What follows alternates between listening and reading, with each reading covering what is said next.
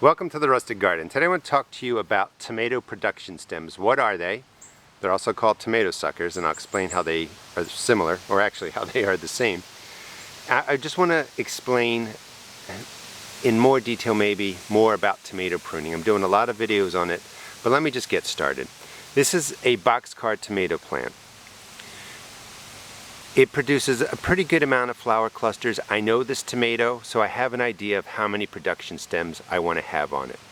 Every tomato is not the same. That's why you don't see a video that just says prune a tomato this way, keep it to a single production stem, do this. Every tomato is different. I can go through my garden and you will see so many different amounts of flower clusters, different leaf shapes, different number of tomatoes already formed on the plants. You have to take that all into consideration when you prune. But before you even get to that, a couple of things you need to know are what are suckers, what are production stems, and this is what they are.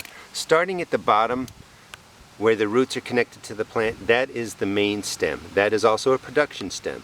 A production stem has leaves just like that, and it has flower clusters just like those, and it has a growing tip just like that.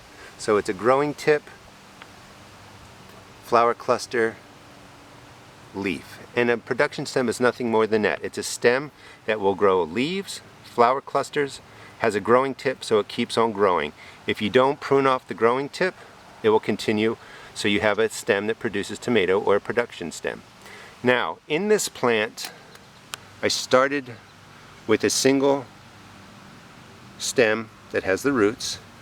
Then right in here you can see I let 3 suckers mature, and a sucker and a production stem are exactly the same thing.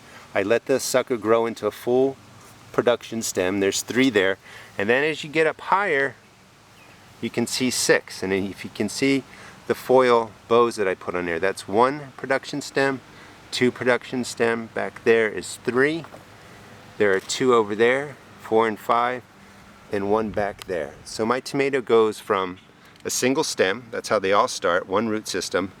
I let 2 suckers mature, so that gave me 3 production stems, and then I let those 3 production stems split into a total of 6. And that's how I'm going to maintain this plant. I know that it's a little bit confusing. Now for suckers, suckers are this. Right in a production stem, the main stem, there's the leaf, the main part of the growing stem, the main part of the production stem, and then the sucker. This will turn into a production stem. It will have flowers and leaves. I don't want that. So I break it out. That's been pruned. I removed a sucker. That sucker's not going to turn into a production stem. This one will keep on growing. So I've really managed this down to 6 production stems. And again, over here you can see where I took out another sucker that was in the joint, and you can see flowers, flowers, leaf. That sucker would have turned into a production stem. So these 6 could be branched off into 9, but I don't want to manage it that. I don't want it to get that big, so I'm managing it at about 6. And I did 6 because I'm sort of comfortable with knowing the boxcar tomato, knowing the number of flower clusters that will be on there. And I also want to prune it because I don't want it to get so dense with foliage and production stems that, you know, it's more at risk for disease. I know it's hard to understand. I hope this helps a little bit. I'll link some videos to this that talks more about pruning. But pruning is not just something you do the same way on every single tomato. It varies variety to variety.